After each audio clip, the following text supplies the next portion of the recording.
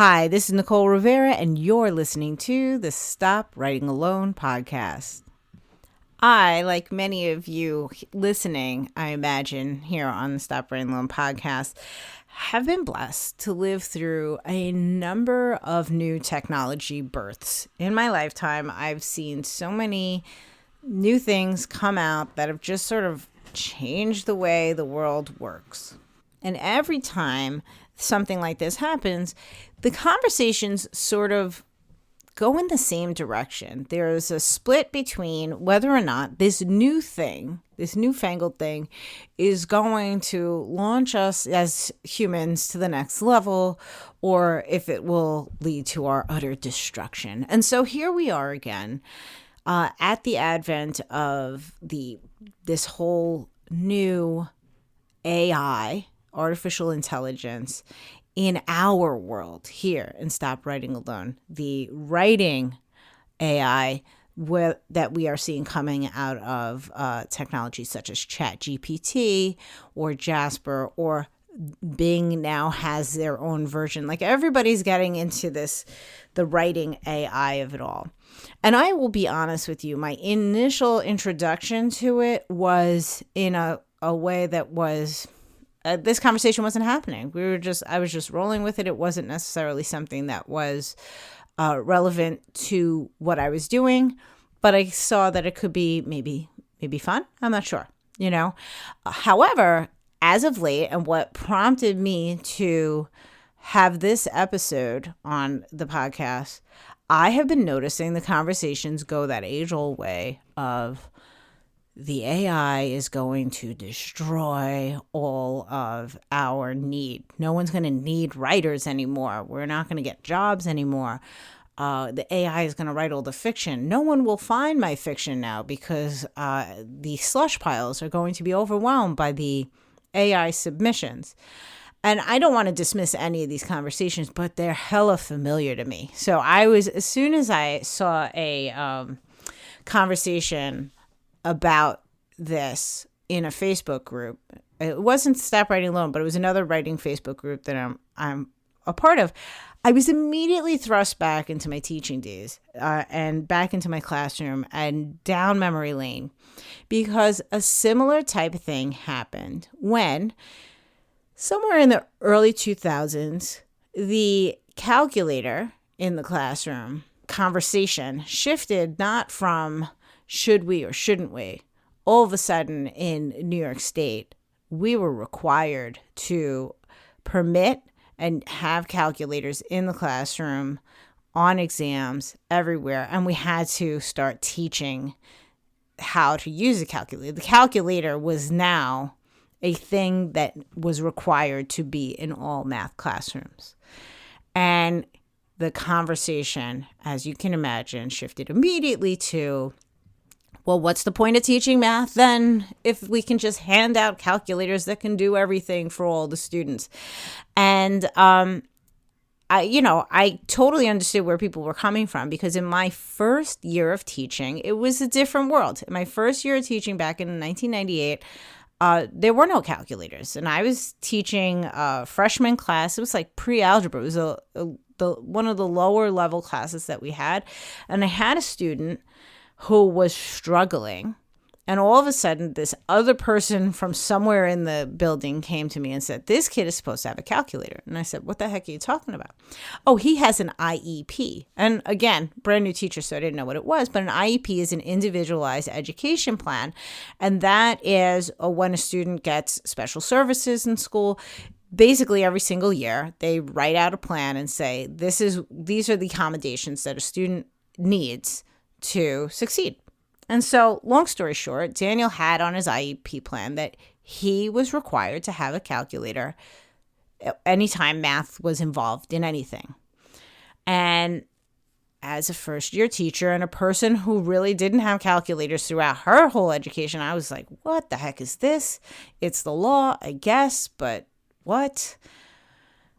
I remember Daniel's name. I remember Daniel's face. I remember Daniel's story, because it transformed me not only as an educator, but as a person in the face of new technology for the rest of my life, because that child transformed in front of me to be one of my best students that year. And I think I had him again.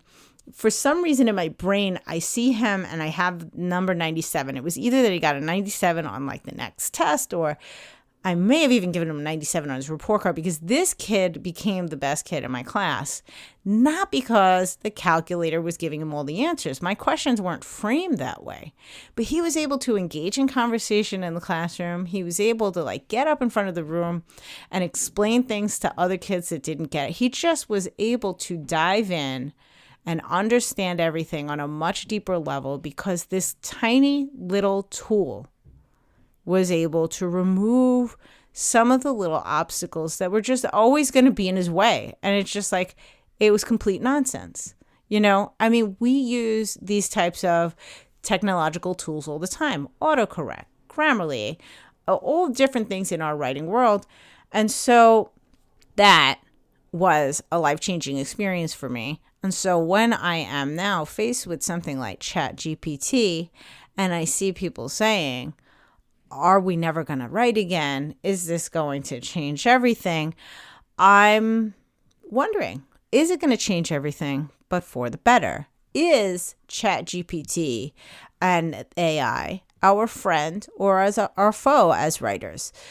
It is a brand new technology. I know we won't have the answer definitively for that for many, many years. However, I decided to open up the conversation, and I've asked the question on the Stop Writing Alone network through Mighty Networks of the people there, asking them, how do they feel about it? Are there fears?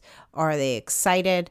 But I also sat down with 3 writers from the Stop Writing Alone community that I know have jumped in almost immediately with these tools and started playing and started using them in their roles as writers.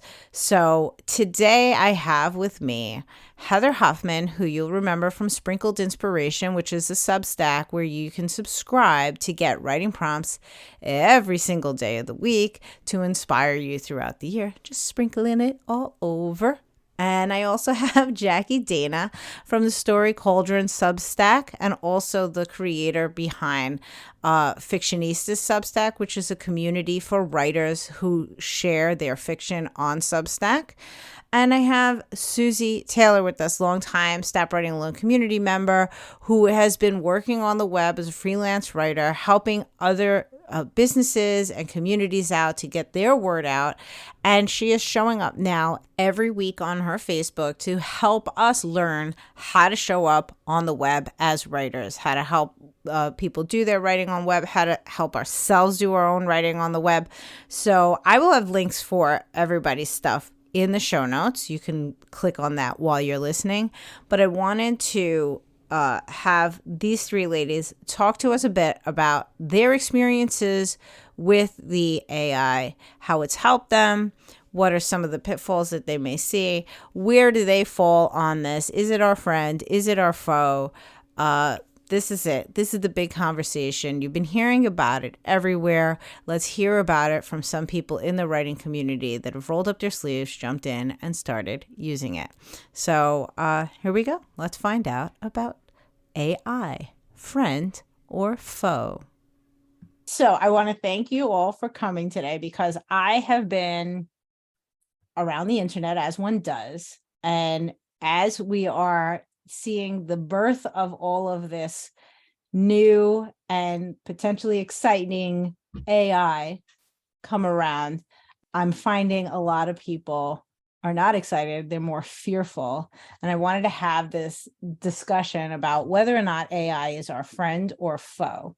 And so today with me, I have Susie Taylor, Heather Huffman, and Jackie Dana, 3 wonderful members of the Stop Writing Alone community that have all been sort of dabbling with various aspects of the AI, using it in their writing, in their presence online. And I just want to talk about what all of this is doing for you. Do you have any of these fears? And I guess that's probably the best place for me to start off is, with all of these fears going on, do you have any personal resistance, or did you when you first started using it? What are your thoughts about that aspect of the conversation, that AI is coming and taking over and going to destroy writers' potential or what have you? Anybody have any thoughts on that one? I I would say I wasn't fearful when I Okay. first heard about it. I just didn't understand. Mm, How is that going to help me, yeah. Yeah. Yeah. And then once I started playing around with it, it was like, oh, light bulb going off. And then I just kept thinking of more and more ways that it could be helpful. Yeah. So I don't know that I was fearful, but lack of understanding. And now that I've played around with it and understand it, I'm like, all right, let's see how I can use this to work for me. Yeah. I mean, that's a really great point, because I think that is pretty close to where I was. It wasn't fear, and it wasn't even really excitement at first. It was just like, sure, more technology is happening. Great. Let me move on with my life, until we started getting into the conversations and like writing prompt parties and things like that. And then I was like, I started to get more excited than fearful. So definitely that resonates with me, Heather, for sure. How about Susie, Jackie? What about you guys? Did you immediately see the potential? Were you resistant in any way to getting in? Well, I started it when ChatGPT first launched. Sometime in November, I think, and I Yeah. grabbed on to it and like started using it during NaNoWriMo. Like as soon as I heard about it, I started using it.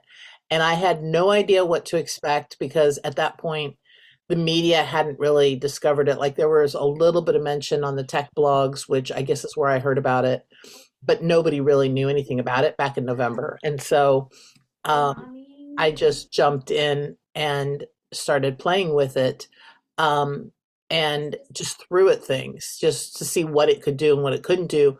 And I had it write little stupid little stories, like write a story about a woman living in St. Louis or something, just like silly things to see what it could do. And when I realized what the opportunities were, I started teaching it little bits about the novel I was working on because I wasn't really sure how to frame the ending and I couldn't really see where it was going. And I would teach it about my characters. And the next thing I know, it's giving me information that I could use. Like one of the first things that I was stuck on, there was going to be a fire in the story, and my protagonist somehow has to save the day, right? But I had her figured out that she was like a data scientist type who did infographics. And I was like, I don't know. She's not physically strong. She's not like the firefighter type or something, right? She's not going to rush into a fire. So I asked it, here's the character and here's her, personality and her criteria. Like, how would she save the day? And it suggested that she would make an infographic, whatever, on the computer. And I was like, okay, no, that's not going to work.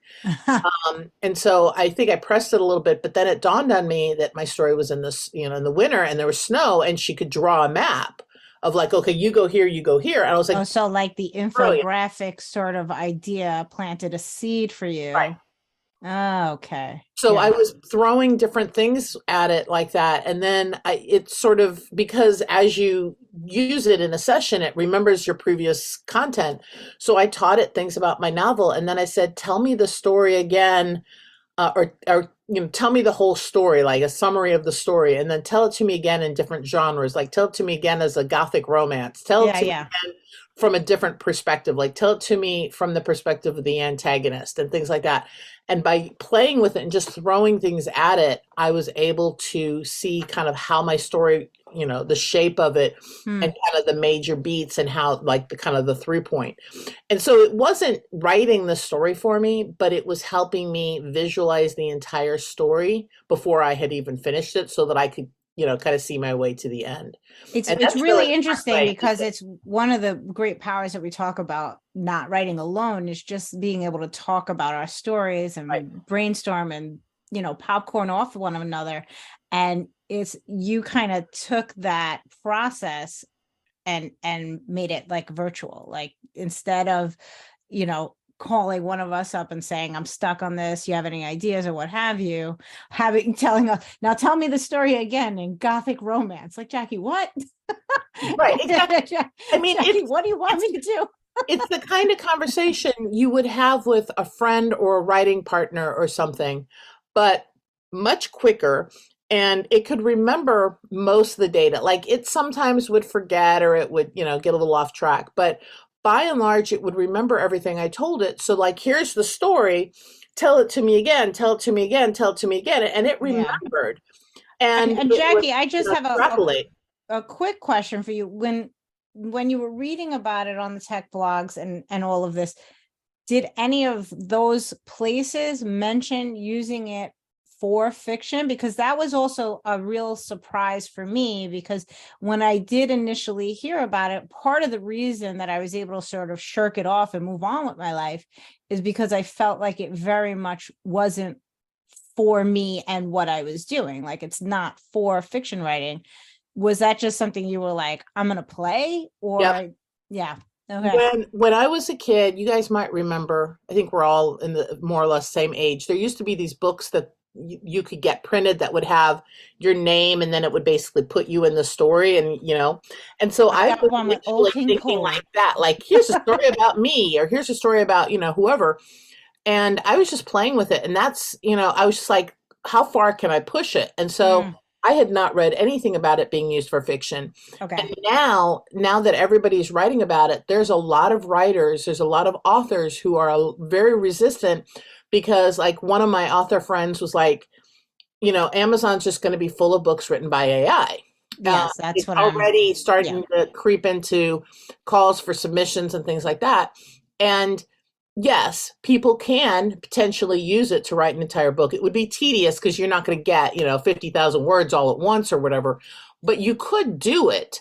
But it's not going to be good if you're just using its, you know, Whatever it whatever. specifically spits out. Yeah. But if you're feeding it stuff and you're getting stuff back, it's not bad. It's usable. You still have to modify it. And I think the problem with authors is they're like, I have to write it. I don't want to cheat. I don't want something else or somebody else writing my stuff for me. I don't want to buy books that were written by a computer. Like, and so there's a lot of resistance and a lot of fear and a lot of disgust that there's this technology. Yeah. And they don't stop to think, okay, we're not talking about using it to write a book. I mean, some people You're might, not handing the craft over. It's a but tool.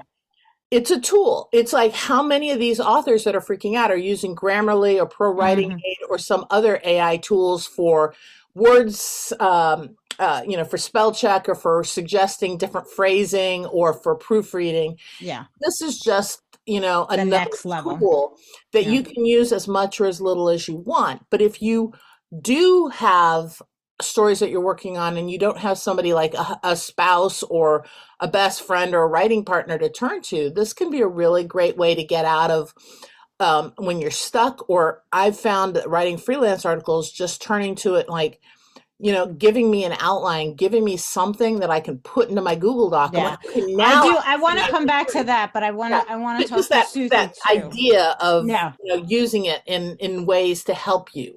Yeah, exactly. As a tool for sure. Because Susie, and I want to turn to you before we move into those tools, because you were the other person that I found playing with AI with fiction, in addition to all of the other ways that you've been using it in your work.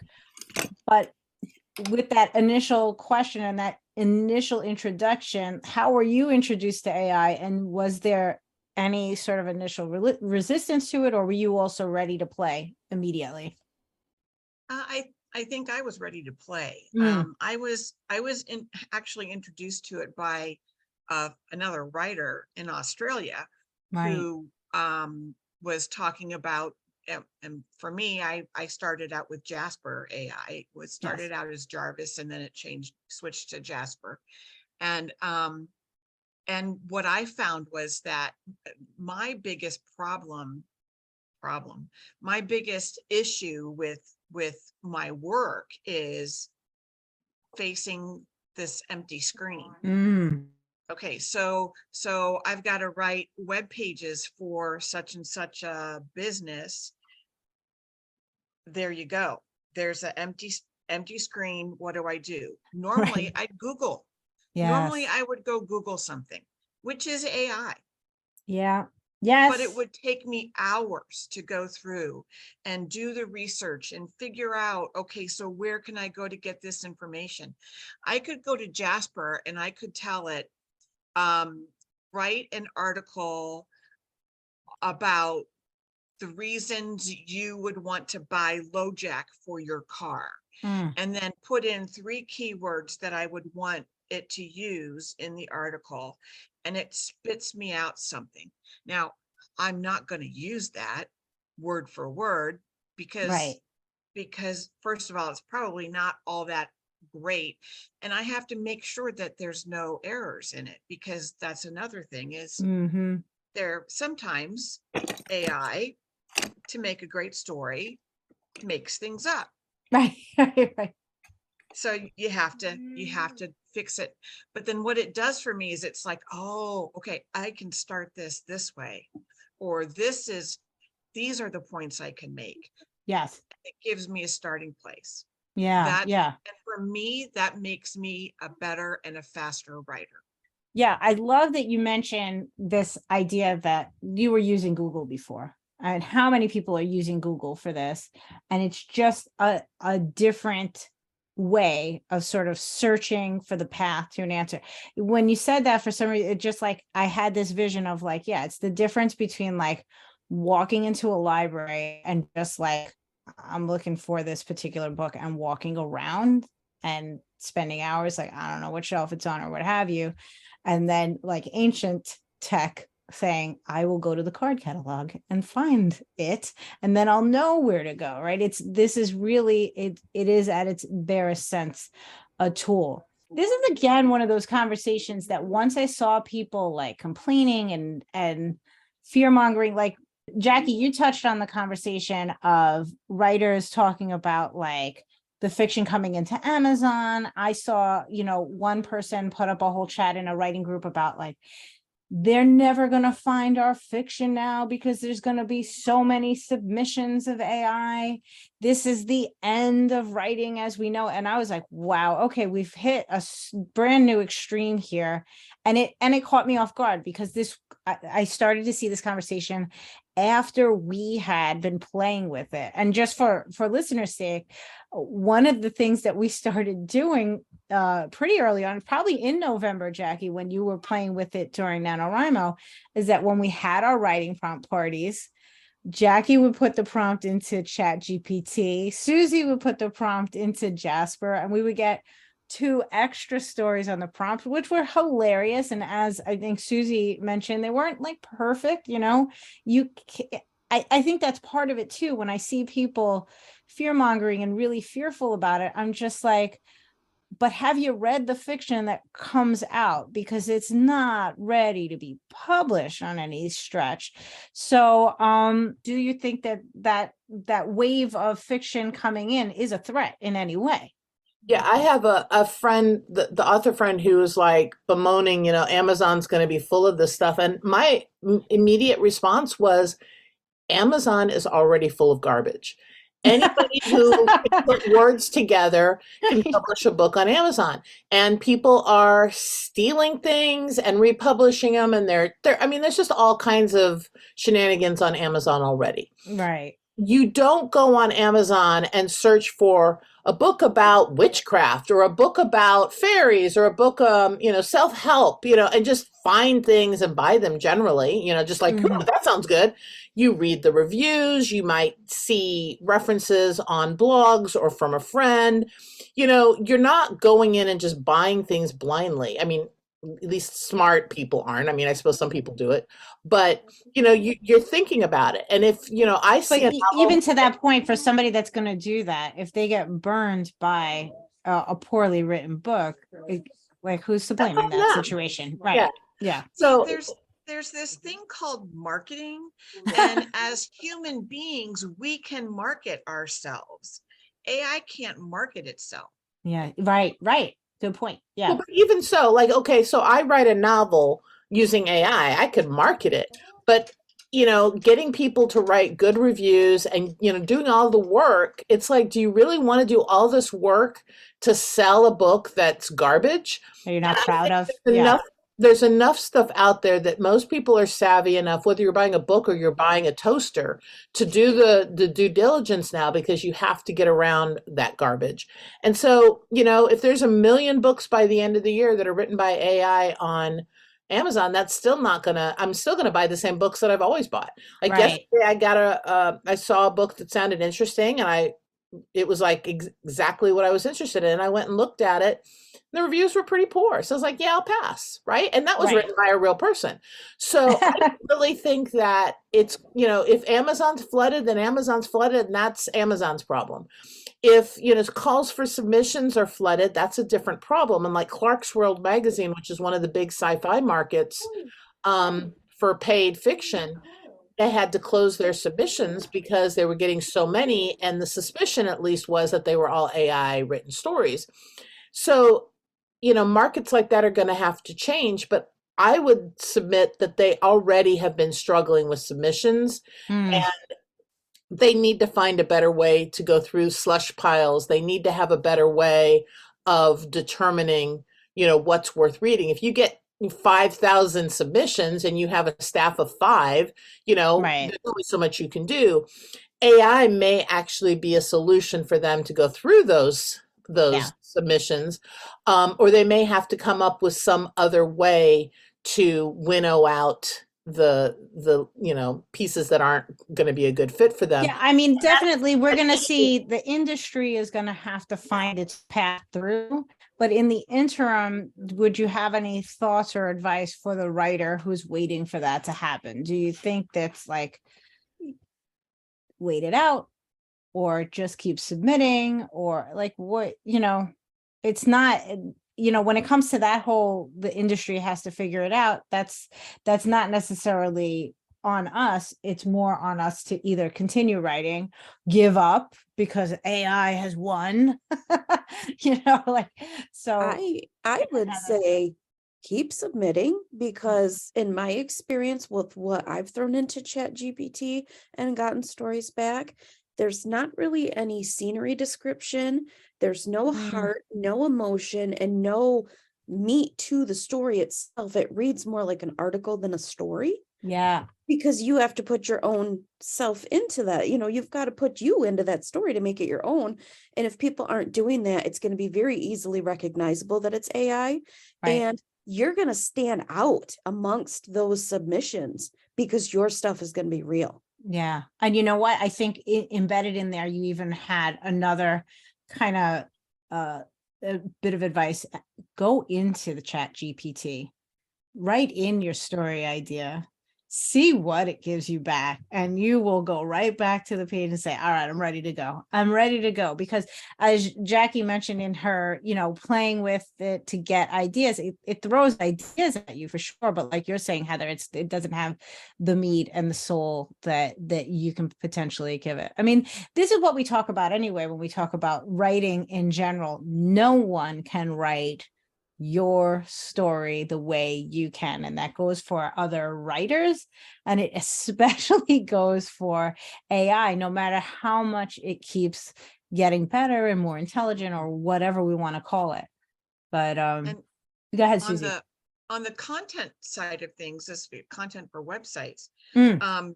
I've heard people talk about how, Google's going to ding you if you use AI copy, and I would argue that that's not the case. That Google's going to ding you if you use copy that's not useful, Right, or helpful, Yes. or worth reading.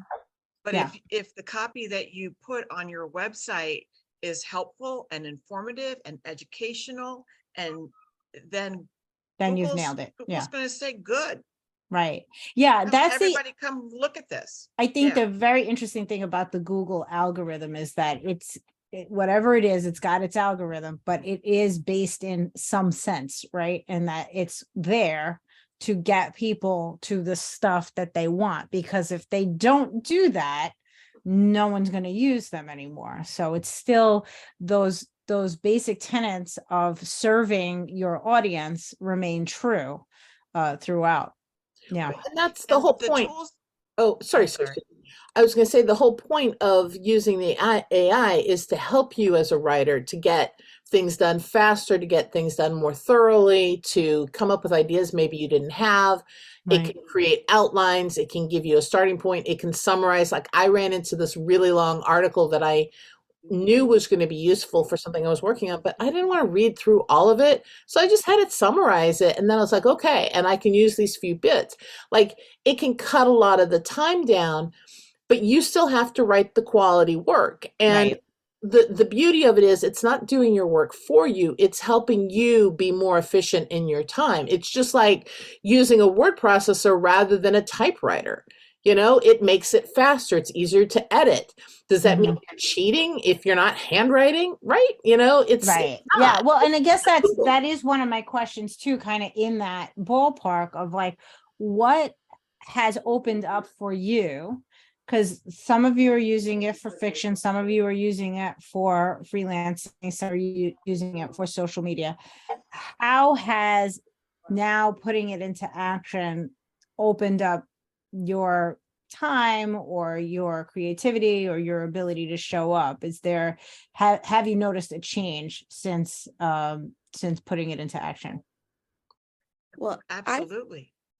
Oh. Go ahead, Heather. was to say I've been using it for social media because time, like how many authors out there are like Yeah. this, everywhere says that it's great, you know, you need to get out there, you need to put yourself out there, you need to be on social media. But who has the time? Like I want to focus on creating stories and novels and poems and all the things that I like to write, rather than focus on what I'm going to post on social media. So, you know, I can plug in, give me 10 content ideas for social media.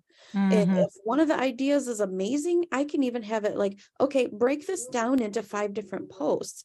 And it'll give me ideas of either 5 different posts, or I can make it into a carousel of posts. Right. It'll even help you write the captions for your social media. Hmm. Well, like you could literally do a month's worth of social media in probably 10 minutes. And how much time is that saving us authors who just don't want to deal with it, you know? Yeah, it reminds me of previously on the podcast, I had a whole episode called Wasted Words because I felt at that time that I, intentionally or not, kept showing up on social media, would write all this stuff, and then I would want to go back to my fiction and I'd just really be creatively exhausted. And I'm like, what am I doing? How often am I doing that? Showing up in social media to write this big thing, or in a newsletter to write this other big thing. And then I come to my passion project and I'm empty. So I love that idea of even just the ideating. Right. Yeah. I'll still write. I could still write the post, but just give me a list of things that I can do, but I love prompts. Maybe that's why it's like, give me my prompts, damn it. And you're still going to have to go in there and engage with your followers and Exactly. Yeah. respond to questions. It's not like you're ignoring it altogether. It just saves you time from trying to, waste your creativity on a Yeah. content calendar rather than your writing. Yeah, absolutely. No, I love that one. I think that's huge. Susie, go ahead. I think the major thing to take away from this is it's only as good as the information you put into it. Oh yeah. And so if you ask for something very vague, you're going to get something very vague back. If you ask for something specific, you're going to get more specific things back. But it's only as good as the information you input and the person who's using it. Yeah. Yeah. That actually leads me to another question, but Jackie, is there anything that you can see as like something that shifted in your creative process or your work time since using this? Well, it's helped me turn out articles a lot faster because, like I was saying before, Okay. summarizing things has really helped. But like, if I've written something and I need it to be in a slightly different voice, like I can say, write this again, but make it funnier or make it, more interesting in some way. I don't know what interesting is not a Right. good word, but like use a different word. I've had it like, here's my intro or here's my article. Give me 5 titles under 50 characters, or give me, 3 titles that are clever and intriguing. And, you have to play with what you Just the put into titles. it. That's great. Yeah. But, you could, if you were writing ad copy or back of the book copy, you could say, give me a summary of this, or, or write me ad copy or whatever of this length. For an event I was doing, I needed a press release. So I took the bios and the descriptions of each of the speakers' talks that I had already written myself. And I said, here's all the information, write me a press release. And so it reformatted it and moved things around to be in a press release format. And it even had the date and time and the right place, it put everything where it needed to be. If you're writing ads, you can say, write me Google ads that are however many characters with this information. You could give it a Yeah. paragraph and say, write me some ads. And so a lot of it is the little busy work that we have to do as writers. Titles are hard. Yeah. And I have been able to turn out titles in seconds. I'm just like, oh my God. And people love them. Like my colleagues love the titles I've been coming up with because, um, you know, it can help you. And if there's certain keywords or certain things that you need to include for SEO purposes, Right. you can say, I need this summary or this title or whatever to include this word, or, you can give it parameters. And I don't want to say it's 100% going to give you back what you want. And depending on, especially when it gets longer, like I've asked it to write something longer or shorter, like sometimes if it's like over 200 words, it doesn't quite get the word count right. But for really short things, it's very accurate. Sure. And it can be very helpful because trying to write something to a word count is very difficult. So yeah. Yeah. Definitely helps just with those, like I say, those little tasks that nobody really wants to write. Like Heather said, like social media captions or, titles of, Yeah. freelance Yeah. articles. Like I got to give 5 article titles to, somebody to review. Do I really have the time to sit there and try to come up with 5 different titles? Right. You know? Right. Yeah. No, I definitely hear that. And I think when you were talking about, I think it was you, Susie, talking about like the input is really important for what you put in is what you get out. You also had said it depends on the person that's doing it. And I'm wondering from your perspectives, is there a writer or a person that you would advise to not use this? Is there a good time to use it, a bad time to use it? Does that depend on your experience, or is there some other factor that you think would help make that decision for you? I would say that if you want it to do the writing for you, then you're the wrong person to be using it. Oh, I love that answer. Such a great check. I love that. That makes so much sense, Susie. Yeah. Now, I will say that, and I've seen some people talk about this, if you are not a natural writer and you're not trying to write a novel or an article for freelance, but like you're trying to write a business letter, you're trying to write a press release, you're trying to do written communication, and that is not your skill set or it's not your native language.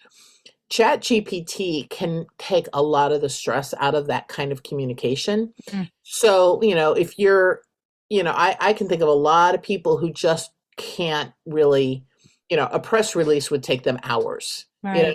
They wouldn't even know where to start, but they could put in, this is the event, this is the time, this is the date, this is the bios that this guy sent me, whatever. Yeah. And, so Yeah, they yeah. make it a lot Like easier. I understand the job, but maybe I don't understand the format or Yeah. how to translate this information into Right. that format. I could even see how in that at that specific example, like first time I read a press release, I'm clueless. I plug in the information, it gives me a press release.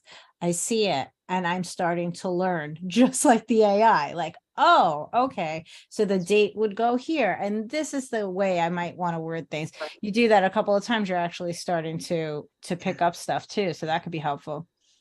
And you can even, I'll be a little generalistic here, Okay. generalizing, whatever you want to say. Anyway, so say you've got a university professor who has written a paper and wants to explain what it is to the local newspaper. You can take an example, the professor can write whatever their article's about, put it into Jasper and say, make this so a fifth grader will understand it. Yep.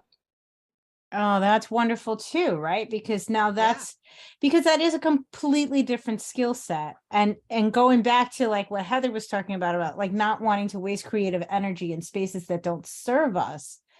Where does it help that professor to spend all of his time or her time learning how to translate this in this venue?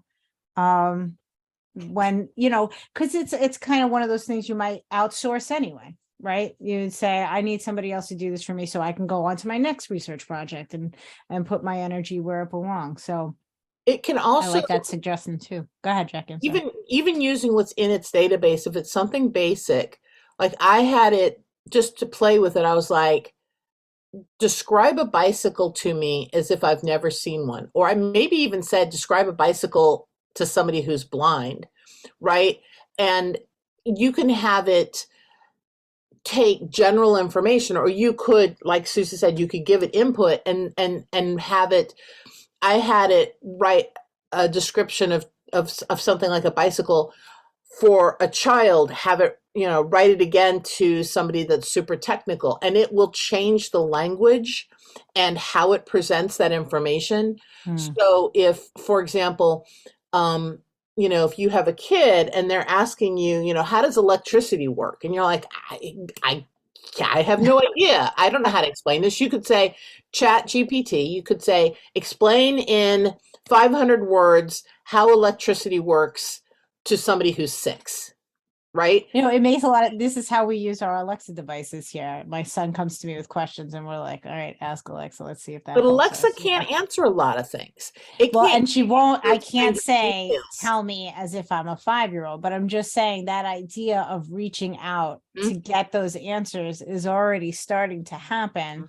Why not do it here? Yep. Yeah. Something else from my perspective, if I'm writing a website, you're writing the homepage, then you're writing the about page. And sometimes it's so much easier just to take the same description and use the same words here or there. But Google doesn't like that. And so you can take what you've written for the homepage and pull out a paragraph and say, rewrite this paragraph. And it'll say the exact same thing, but with different words, and you're not copying content that Google's going to say, oh, I've seen this stuff someplace else. I'm going to discount this stuff over here because this is the first one that I saw. It just makes it saves time. It makes me a better writer, and it allows me to do more and make more money. But I will say that the one caveat to doing a lot of these things is we have to be careful. The tech isn't quite there yet, but I was reading about how they're going to be creating basically watermarking so that AI output is going to have, it's going to be invisible to us, but there's going to be certain patterns of words or certain character lengths or something that the AIs will be able to recognize as being AI written content.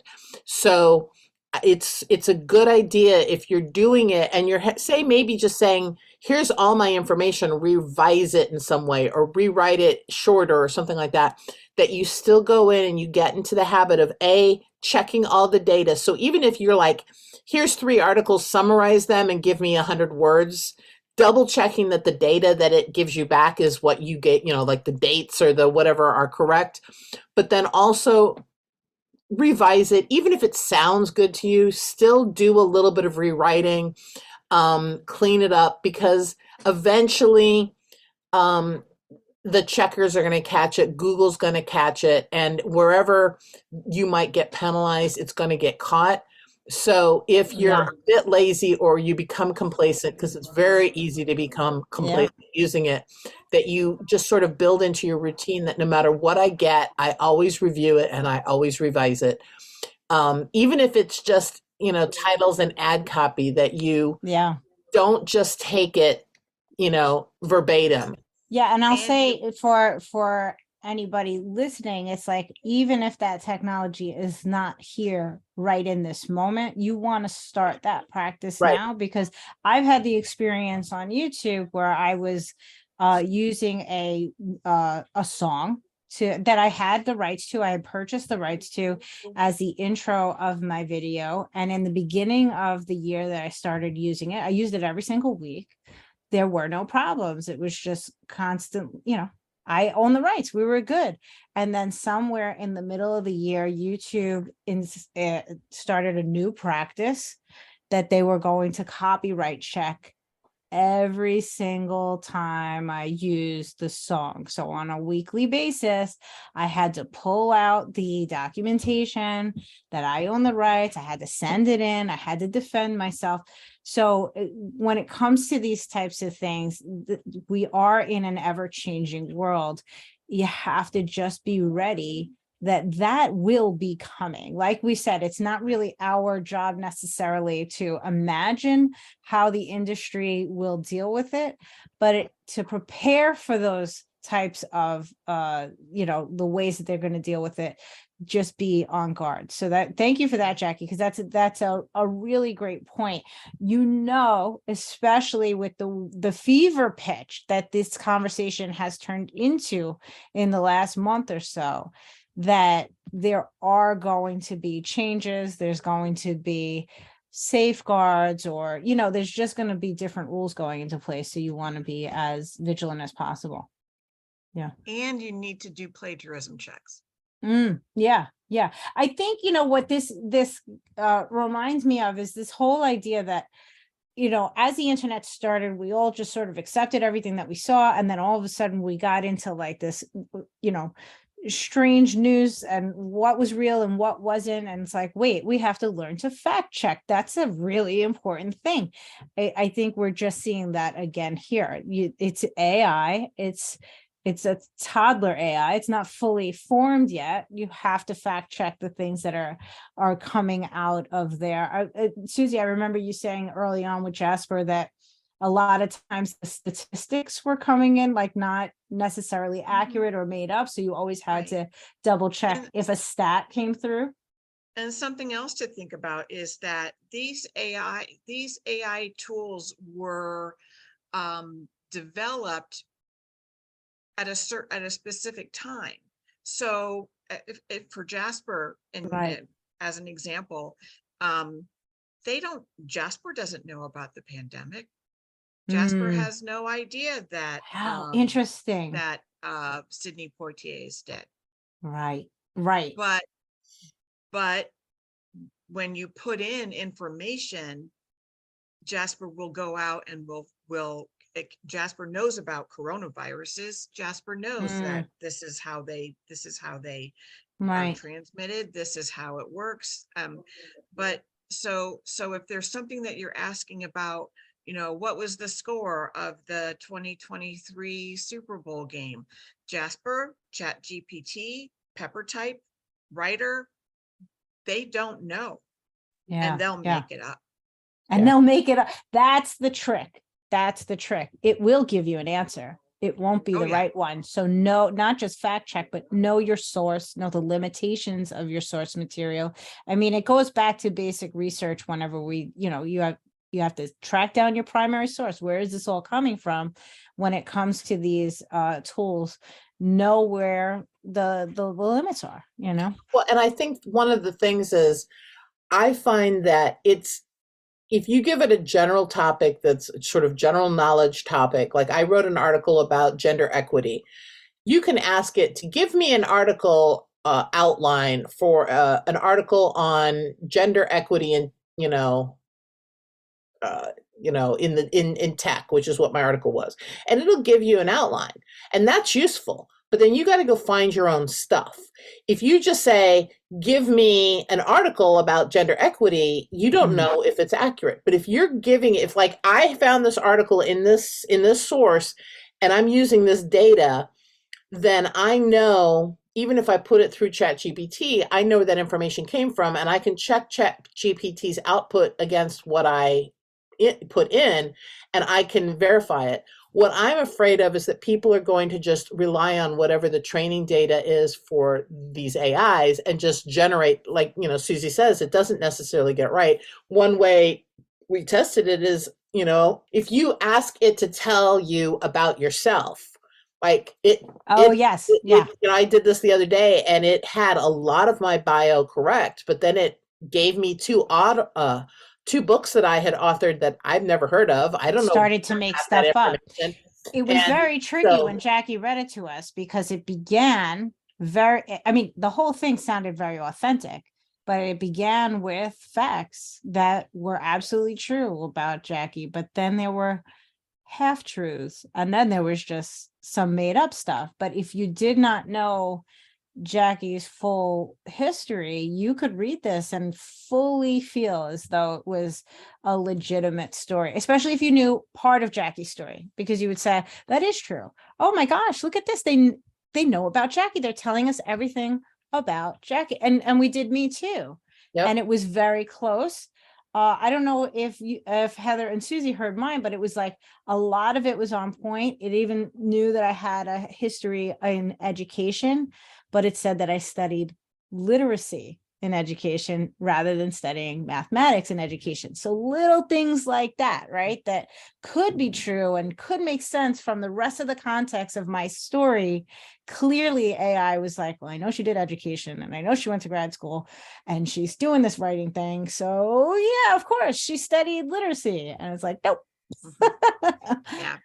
I went back and I asked ChatGPT to tell me about Susie Taylor, and I found out that she was an African-American author who died in 1912. I'm crying. I'm crying. Are you serious? Another fun way to play with the AI. Well, ladies, I don't want to keep you all afternoon, but I'm just wondering if you have any like last thoughts or advice to writers who are maybe haven't tried it themselves and are just like reading the articles and hearing the horror stories. And my big thing is AI your friend or foe? What would you send people off with today in thinking about it? I would just say, play with it yourself. The only way you're going to know is to do it yourself and see what your experience is. Play around with it and see what happens. You may still think it's evil, and you may find that it's useful and wonderful. Right. Yeah. And fear is fear. It doesn't matter whether you're fearful of the dark or of AI. It's all unknown until you check it out for yourself. Yeah. And I would say don't rely on somebody else's account or yeah, I'm a writer. I can think of words. Somebody else's review. There you go. Don't rely on somebody else's review. Figure it out for yourself. Look at it yourself. Yeah. And I would say, well, first off, if you really like it and you're frustrated, they do have a paid option, which I immediately jumped on, and it's giving me access more. So if for those people who might be listening going, but I can never get on, that is an option. But what I would ultimately say is if you're still just not really interested in using it as a writer, if you're like, no, I just either you're worried that you're going to rely on it too much, or you think it's cheating and you just don't want to use it, that's fine. But I would still encourage you to play with it. I discovered, for example, one of my best discoveries is that it is great with tarot cards. And I said that, yeah. You can give it tarot cards and it will do a reading for you, or you can say, do a 3-card spread, and you can name a tarot deck. It has a bunch of them in its learning database. But what I then extrapolated was you can write a story, and it's just fun. Like, you're not going to do anything with it, but it could be just funny. write a story, and each character is symbolized by one card. Like, the three of pentacles is my protagonist, and this and that, and give it, play around with it, or Right. give it story prompts, or give it, random things, and just generate funny stories that, if you have kids, share them with your kids. It's fun. Right. It's like Yeah. It doesn't bite. journey, It you know, doesn't bite. It's not going to come find you and, people take over your computer. you can throw things into Midjourney and just have it create crazy images that are just fun, Yeah. and you don't know what you're going to get until you get it, and the surprise can be it can be addicting to just play with it. Yeah. So even if you can't foresee using it as a tool for your writing, playing with it as a writer and having it just write things, or like we had a writing prompt party yesterday, and I got halfway through something and I was like, I want to see what the AI does. So I threw what I had written into it, and it wrote the end, and it came up with some really cool things. And it was even in my voice, which was really It was so bugged out. Jackie read it to me, and I'm like, wow, it picked up on the voice. The dialogue still sounded like it was from that character. and Really it cool. was fun. I mean, am I going to use that? No. There were a couple ideas that were kind of clever that I hadn't thought of that I might incorporate into it. But it was fun just to see how somebody else, even if it's a computer, would finish my story. Yeah. And so, it's fun to play with it. It just don't get too complacent, and don't rely on it, Right. because it may change. Like they had Bing, you could have unlimited access to it, and then they limit it to 5 queries. I was just playing with it last night, and it's not that effective anymore. Right. So you never know what they're going to change.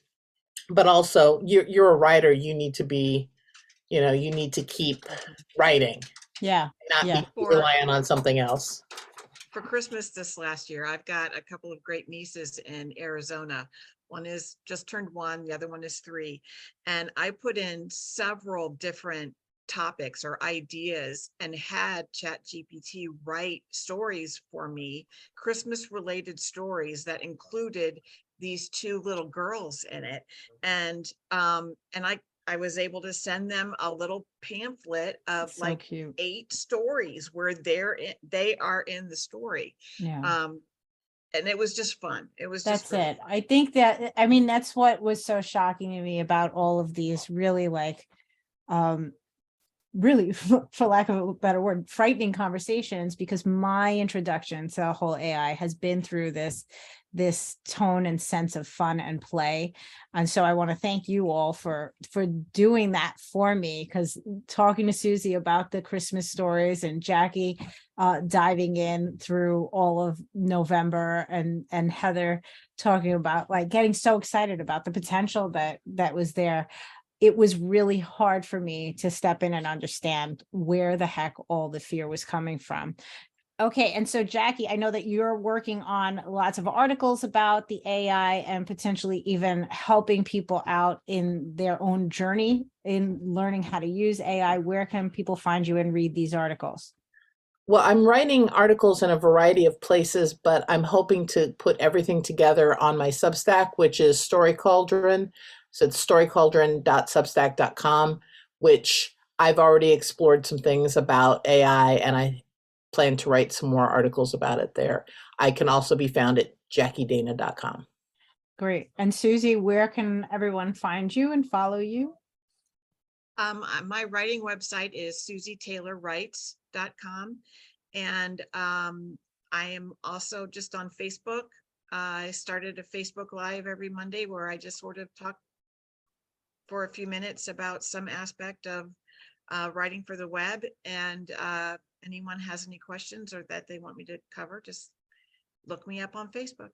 Excellent. And Heather, how about you? Where are we going to find you and follow you?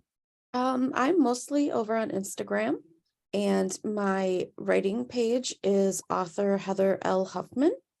And then I also put out daily writing prompts to inspire people, and that one is at Sprinkled Inspiration. Perfect. And of course, I will put links to everybody in the show description, also links to where you can access ChatGPT to start playing, and or Jasper. Now, we didn't discuss this, but Jasper is a paid service versus the ChatGPT, which is free. And that Yes. one of the differences is that it offers various sort of templates and things of that nature, where ChatGPT is more of all of your input, so but I'll put links up to both. Those are the ones that we've mostly been discussing here. And yeah, I can't thank you ladies enough for this conversation. I hope it inspires play in all of our listeners, or at least just a second thought about fearing Terminator in word form as we go forward. But thank you for your time, and thank you for my introduction to AI through all of this fun. Thanks for Thank having you. us. Thank you. Thanks. So again, I can't thank the ladies enough for participating and giving us such a thorough sort of overview of their experiences with the AI. But I wanted to give you, as kind of a closing, one last conversation that I had about AI online, and this was with Quintus Ashby in the Stop Writing Alone network. And the question is still up there, so if you want to head on over to the network and give me your feedback, the question was, how are you as a writer feeling about all the talk surrounding AI like ChatGPT, Jasper, etc.? Are you excited, curious, threatened, defeated? So that came out of out of all these conversations that I have been seeing. And Quintus responded kind of in the same way that I have been thinking about it out the gate. He said, I think ChatGPT is just another tool in our writer's toolbox. I was curious at first, but now I am just excited about all the possibilities. So I was curious, reading Quintus's responses, to whether or not he had maybe been in the boat where he hadn't seen any of these other doom and gloom conversations that I have been seeing. So I asked him, and I loved his response, and I feel like this really sums up the direction that I'm feeling about AI. Quintus said, I've avoided the doom and gloom. I've noticed a serious uptick in YouTube videos from, quote, gurus who are jumping on the AI bandwagon for wealth creation tips and tricks, as though AI is a cheat code for getting rich quick. It really doesn't benefit anyone to think of AI as a replacement writer. Someone still needs to proofread and edit whatever the AI turns out anyway. It's really just another tool. Like I consult a dictionary or a thesaurus or use autocomplete to spell things for me.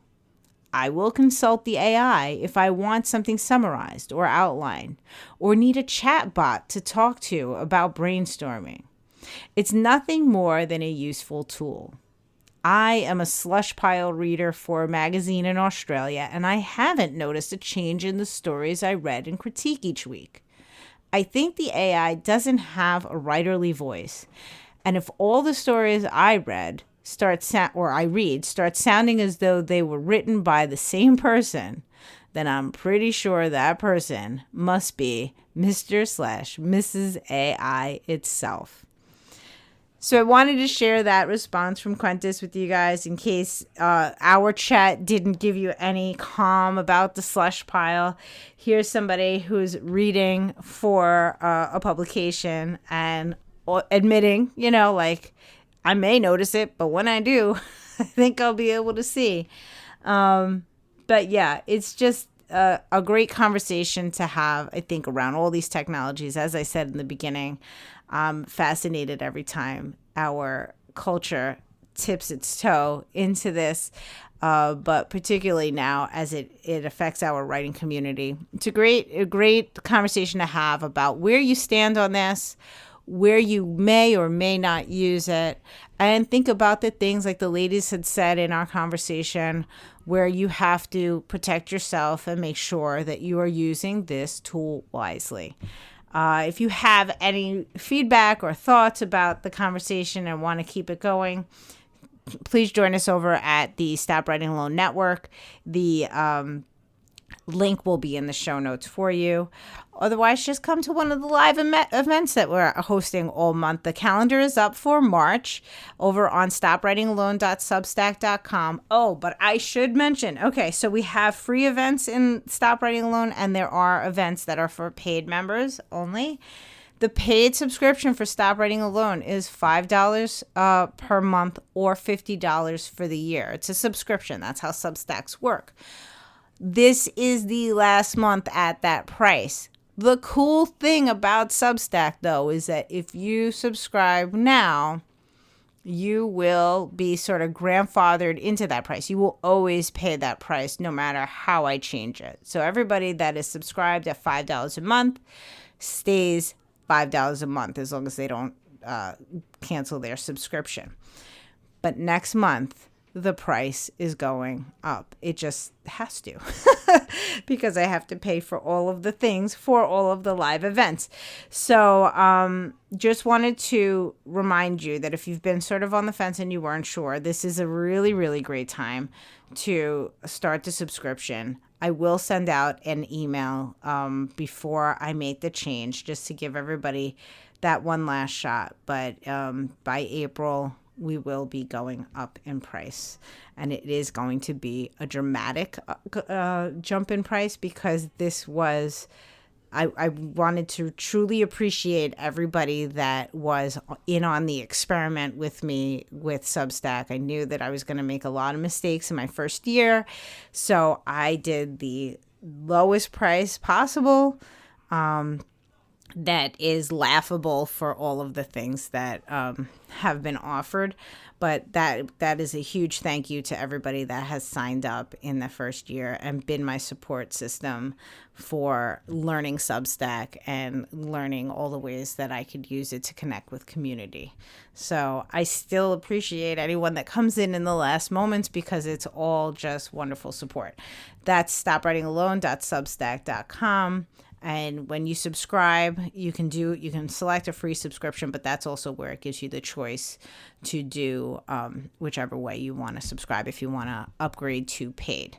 So events coming up this month, of course, we have our writing practice, which is doing writing and meditation in following the teachings of Natalie Goldberg in Writing Down the Bones. We have multiple write-ins, which is just co-working time where we have an hour where we do very light chat and then we get our work done. We are still going through Story Club where we are going through the book of the 27 Essential Principles of Story. And we are learning about all different aspects of plotting. And right now we are looking at making critical decisions before writing our ending. And the supplemental text for the month is Frankenstein by Mary Shelley. That is what we are reading. We have multiple writing prompt parties for paid subscribers, and I feel like I'm forgetting something. Well, Critique Crew has started. I have my first cohort of Critique Crew members, which is 7 people, and we are doing weekly writing. Well, I don't want to call them writing workshops. We are having Critique Crew conversations about writing work. We had our first one this Monday. I loved it. I'm looking forward to going through this with the initial Critique Crew, but I will be opening the doors soon, probably in about 2 weeks, for a second cohort. So if something like that is of interest to you, if you are looking for a small community to get eyes on your work in a compassionate, inclusive way where we're having conversations about your piece, including you in the conversation as our methodology for critique, this is also a great time to join the community. And if you do have a Substack, tonight, March 9th, is the March Writing Prompt Party for the Great Substack Prompt Celebration. It's our second month going, and I'm looking forward to seeing who shows up and what we write and what our prompt is. So that's a collaboration between myself and Heather Huffman from Sprinkled Inspiration from this episode, and Jackie Dana's Fictionistas Space. So hope to see you either there or at any one of the events that are happening in the Stop Writing Alone community this month. Remember, there are still free events, so go check out that calendar at stopwritingalone.substack.com. But please consider becoming a paid subscriber, especially right now, while it not only benefits the community, but it could also benefit you in the long run. Okay, have a wonderful, wonderful week, and I will talk to you next Thursday. Happy writing. Thank you, as always, for listening.